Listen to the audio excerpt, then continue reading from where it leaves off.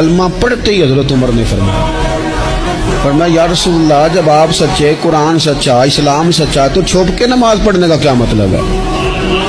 فرمایا ابھی تعداد ہی کوئی نہیں، 40 تو مسلمان ہیں۔ عرض کی حضور مہربانی کریں نا، آپ صرف اجازت دیں۔ 20 لوگوں کی صفیں بنا دی گئیں، ایک صف کے آگے حضرت عمر ہیں، ایک صف کے آگے حضرت امیر حمزہ ہیں۔ جناب عمر کہنے لگے چونکہ آپ اللہ کے رسول ہیں تو لہذا نماز بھی آج اللہ کے گھر میں پڑھی جائے گی۔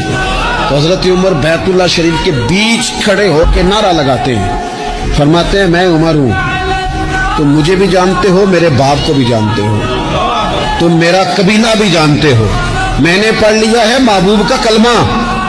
اب جس نے بچے یتیم کرانے ہو اور اپنی بیوی بیوہ کرانی ہو وہ آئے اور مجھے روکے۔